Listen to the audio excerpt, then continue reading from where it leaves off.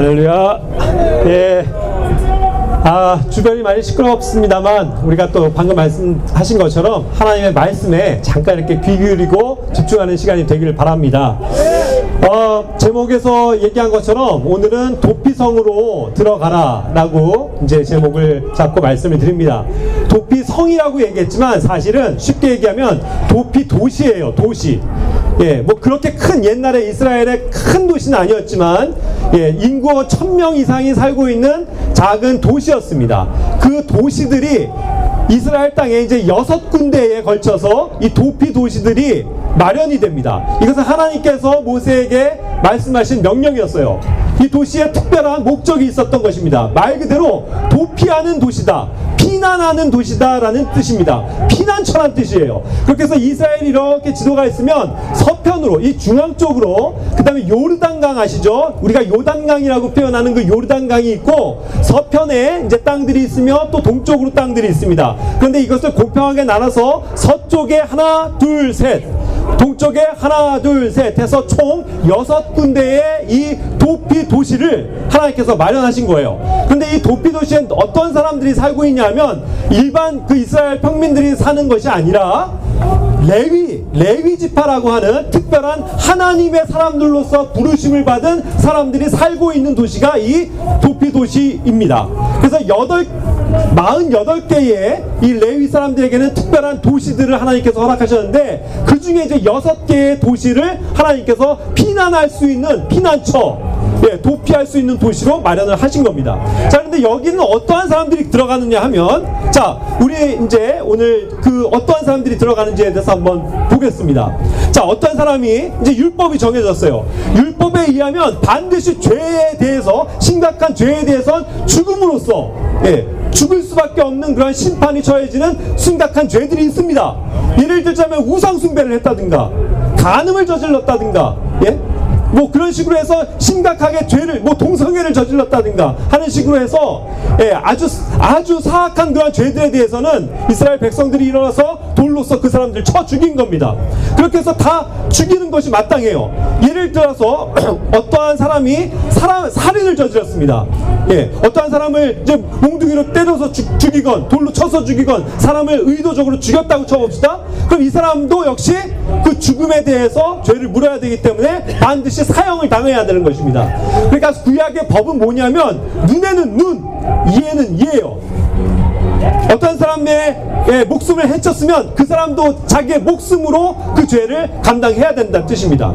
그리고 도둑질을 했다고 쳐봐요. 도둑질을 했다고 죽지는 않습니다만, 도둑질을 했으면 그것에 대해서 배상을 해야 됩니다. 때에 따라서는 2배를 배상해야 되고 5배의 배상을 당하고, 그리고 맞을 수도 있고요. 그렇게 해서 그 죄값을 엄연히 묻는 것이 구약의 법이었습니다. 자, 그런데 딱 아주 좀 애매한 케이스가 있어요. 자, 모든 사람들은 사실 태어날 때부터 죄인입니다. 여러분들도 저도 다 태어날 때부터는 다 죄인이라는 뜻이에요. 그렇기 때문에 누구한테 배우지 않아도 죄를 집니다. 그렇게 해서 방금 얘기한 것처럼 거짓말도 죄요, 다른 사람들 속이는 것도 죄요, 욕하는 것도 죄고, 남의 것을 훔치는 것도 죄입니다. 그렇게 해서 그 죄값을 다 받아야 되는 건 맞는데, 그래서 이제 어떠한 사람이 이제 열심히 살아간다고 할지라도, 내가 하나님 앞에서 정말 정직하게 살고 열심히 살아보겠습니다 라고 살아가다고 하더라도 실수로 중대한 죄를 지을 수 있는 거예요. 근데 여기 이 도피도시가 그 목적인데, 자, 어떤 사람이 예를 들겠습니다. 성경에 나와 있는 예인데, 도끼질을 합니다. 도끼질. 자, 도끼를 이제 자고서 나무를 패려고 이렇게 하죠. 이렇게 하는데 순간 그 도끼날이 나무에서 휙 빠져버린 거예요. 그래갖고 엉차해갖고 딱 찍으려고 그러는데 휙 하는 순간에 이 도끼날이 확 날아가갖고 그냥 우연히 옆에 있는 사람을 딱 머리를 맞춰갖고 죽었습니다. 그걸 뭐라고 그래요? 지금도 법적인 용어로 그런 걸 과실치사라고 얘기하죠. 이 사람이 정말 이 사람을 죽이려고 한 게 아닌데, 의도한 게 아닌데, 자기가 그냥 실수로 해서 사람을 죽인 거예요. 그러나 실수로 죽였다고 하더라도 엄연히 죽인 거죠. 무고한 사람을 죽인 것 아닙니까? 그래서 이 구약의 법에 의하면 사람을 죽인 자는 방금도 사형에 처해진다고 그랬잖아요. 그러니까 꼭 꼼짝없이 자기가 의도치 않았지만 이 사람을 죽임으로써 자기도 죄인이 되고 사형수가 되는 거죠. 그래서 이것을 알고 마을 사람들이 와서 네가 이 사람을 죽였지 하고서 돌로 쳐 죽이고 복수를 금방 할 수 있다는 얘기입니다. 그러니까 이 사람은 사실 억울하잖아요. 자기가 정말 죽이려고 한 게 아닌데. 그러니까 이때를 위해서 하나님이 이 도시들을 허락하신 겁니다. 도피 도시로 도망가라. 이때만큼은 내가 의도해서 죄를 진 게 아니기 때문에 빨리 도망치라는 거예요. 빨리 피난을 가서 그 도피 도시로 들어가라는 겁니다. 그럼 거기는 안전지대예요. 거기에는 레위인들과 제사장들이 살아가는 곳이기 때문에 하나님이 계시고 하나님의 사람들이 있는 곳이기 때문에 거기를 다른 일반인들이 들어갈 수가 없는 거예요. 그렇게 해서 자, 이 사람 끌어내십시오. 우리가 돌로 쳐 죽이겠습니다 하고 즉결적인 심판을 할 수가 없는 거예요. 그러니까 이 사람이 유일하게 살 수 있는 방법은 재빨리 그 도피 도시로 들어가는 겁니다. 그런데 이 도피 도시가 이스라엘이라는 작은 땅덩어리에 총 6군데가 있다고 했는데 사방에서 다 모일 수 있는, 그러니까 지경으로 따지면 약 36km 정도에 해당돼서 누구나 한나절이면 그 도피 도시를 어디서나 갈 수 있는 위치에 6군데가 공평하게 나눠져 있었던 겁니다. 그리고 거기는 뭐 지형이 험하고 막 바위산을 올라가야 되고 절벽을 뛰어야 되고 골짜기를 지나가야 되고 그런 곳이 아니라 일반 아주 평평한 평지에 있어요. 평지. 그래서 저 멀리에서도 저 도피 도시가 다 보이는 위치에 있습니다. 그래서 거기를 또 갈 수 있도록 사람들은 친절하게 이쪽으로 가면 도피 도시요 하고 이정표가 다 있습니다. 그래서 누구나 그렇게 해서 실수로 사람을 죽였다고 하더라도 빨리 도피 도시로 들어갈 수 있게끔 하나님께서 제도적인 장치를 마련하신 겁니다. 더군다나 거기에는 뭐 높은 산에 있는 것도 아니고 약간의 언덕배기로 있어서 누구나가 볼 수 있고, 더군다나 거기로 갈 수 있는 길은 넓었어요. 물을 건너고 산을 걷는 게 아니고 평지에서 누구나 거기로 빨리 뛰어서 들어갈 수 있도록 하셨다는 겁니다. 누구나 쉽게 그 도피 도시로 들어올 수 있게 하셨다는 겁니다.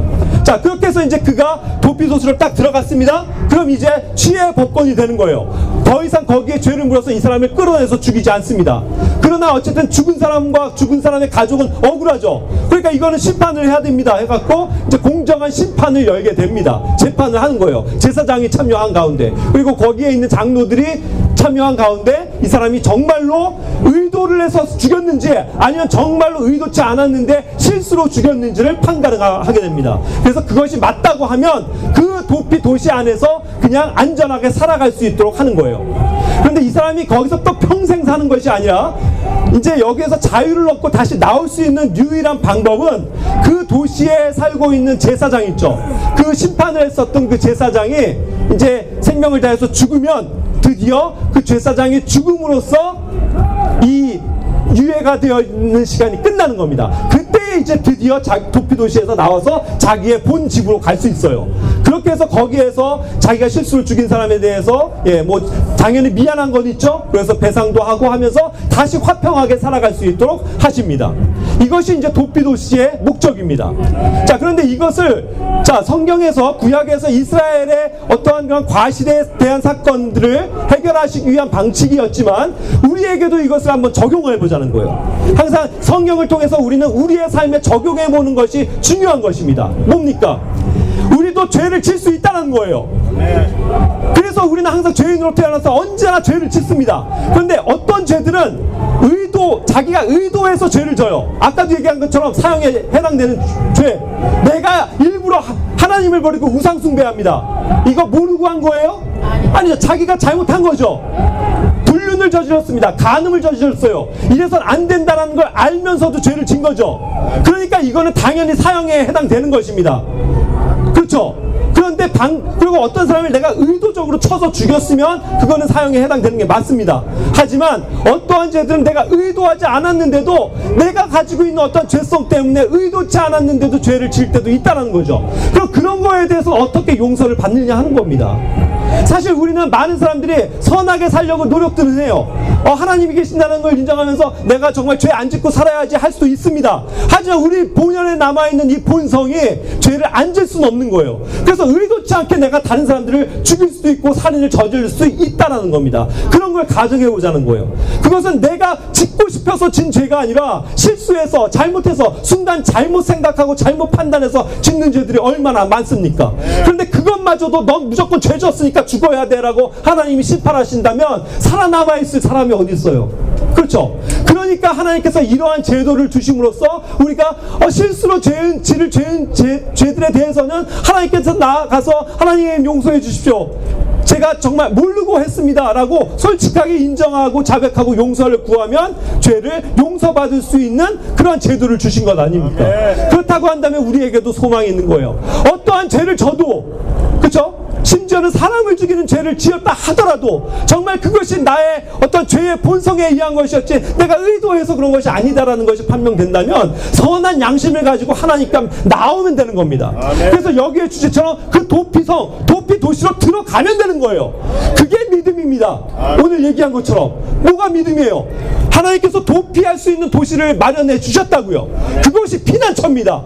그것이 구원의 반석 예수 그리스도예요. 그분께로 오라는 겁니다. 누구나 오라는 거예요. 모든 사람들이 다 올 수 있습니다.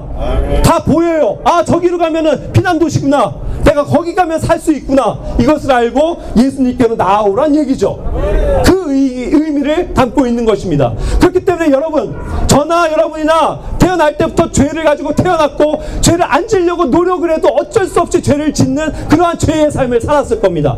그런데 이 죄를 어떻게 우리가 용서받을 수 있냐는 거예요. 내가 내 힘으로 그것을 변상하고 내 힘으로 배상을 해서 죄에 대한 책임을 물어서 떳떳해 줄 수 있습니까? 아니죠. 하나님께서 마련하신 그 구원의 방법대로 해야, 그것을 믿어야 우리가 죄를 용서받고 구원을 받을 수 있다는 겁니다. 그러니까 그 말은 뭐냐면 내가 죄를 지은 것을 인정하고 어디로요? 그 구원을 주는 피난처 도피도시로 들어가야 한다는 것입니다. 용기를 내서 거기로 들어가세요. 그렇기 때문에 오늘도 우리에게는 하나님의 이 도피도시가 이곳에 마련된 줄로 믿습니다. 여러분, 그 믿음을 가지고 오셔야 돼요. 앉아 계신 걸로만 해서 끝나는 게 아닙니다. 듣고 계시다라고 해서 그것이 믿음이 아니에요. 그 믿음을 가지고 아까 제가 손 들고 옵니다. 그렇죠? 저 정말 예수님을 믿습니다라고 고백하신 분들 사전에 있었습니다. 그 믿음을 가지고 실제로 도피도시로 들어오셔야 된다는 겁니다. 여기가 도피도시가 시작되는 문입니다. 그러면은 요 바깥에서 얼쩡거리고 있으면 구원받을 수 있어요? 아니죠. 어쨌든 용기를 내서 그 안으로 들어와야만 합니다. 그렇죠? 그 안으로 들어와야 된다는 것이에요. 그럼 또 그런 것들이 얼마나 많은 예들이 있었습니까? 옛날에 노아의 방주도 그랬죠. 누구나 거기로 들어가면, 방주 안으로 들어가면 모든 생명이 구원을 얻었던 것과 마찬가지입니다. 그렇게 해서 그 도피도시에는 방금도 얘기한 것처럼 누가 살고 있다고요? 누가 거기에 어떠한 그런 죄들의 문제를 책임져주는 사람으로 있습니까? 그것이 레위인, 그렇습니다. 제사장입니다. 잘 대답하셨어요. 제사장이에요. 제사장이 하는 일이 뭡니까? 우리의 죄를 하나님께로 중재하는 거예요. 하나님, 이 사람이 아까도 얘기한 것처럼 이 사람이 정말 의도해서가 아니라 너무 불쌍합니다. 정말 이 죄를 어떻게 해서 떨쳐버리고 살려고 노력했지만 자기가 어쩔 수 없어서 실수로 이렇게 죄를 진 사람 어떡합니까? 하나님, 이 사람 용서해 주셔야 되지 않겠습니까? 그렇죠? 그래서 그것을 간구해주고 그 사람의 죄를 대신해서 뭐예요? 양의 피를, 염소의 피를 흘려서 번제물로, 희생물로 드려서 죄를 용서해주는 그러한 작업을 하는 사람이 제사장 아닙니까? 그 역할을 해주는 사람이 있음으로써 우리의 죄의 문제가 해결된다는 뜻입니다. 그런데 더 놀라운 것은 그가 완전히 그러한 죄로부터 자유를 얻어서 자기의 본 고향으로 돌아갈 수 있기까지는 아까도 얘기한 것처럼 제사장이 어떻게 해야 된다고요? 그 사람을 하나님의 그런 중재를 통해서 용서도 해주지만 그 사람이 제사장이 실제로 죽어야만이 그 기간이 끝나서 자기의 고향으로 돌아간다고 그랬죠. 그렇다면 그것이 영적인 의미가 뭐겠습니까? 우리의 제사장, 이 시대에도 우리의 모든 죄를 끝내주시는 그 제사장이 있다는 거예요. 그거를 대제사장이라고 부르는데 성경에선 그 대제사장이 누구냐면 예수 그리스도라고 말하는 겁니다. 그 대제사장 앞으로 나가야 되는 거예요. 그리고 그가 희생하심으로써 우리를 대신해서 죽으실 때 우리의 모든 죄가 용서받는 겁니다. 그리고 우리를 자유케 하시는 것이 이 제사장의 역할인 것 아닙니까? 그렇다고 하면 우리는 다 희망이 있습니다, 여러분. 여기서 그냥 이렇게 죄로 인해서 그냥 죽고 그 죄에 대한 문제를 해결도 못하고 그렇게 살다가 비참하게 죽는 것, 그런 인생이 아니라 우리가 어떠한 죄를 지었더라도 방금 그래서 사형에 해당되는 이 다른 사람을 죽이는 문제까지도 하나님께서는 자비와 용서를 베풀어 주신다는 것 아닙니까? 그러니까 도피도시로 들어오라는 거예요. 여러분, 들어오시겠습니까? 그냥 듣고서 그냥 뭐 좋은 말이네 하고 그냥 안녕히 계세요 하고 가실 거예요? 아니에요. 마음을 열고 이 도피도시 완전한 구원의 피난처가 예수 그리스도라는 사실을 인정하셔야 합니다.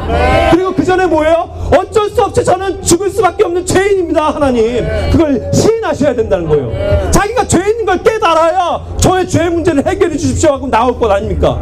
그런데 교만하게도 아직도 난 죄 안 졌어, 나같이 착하게 살았으면 뭐 당연히 천국 가야지 하는 분이 있습니까?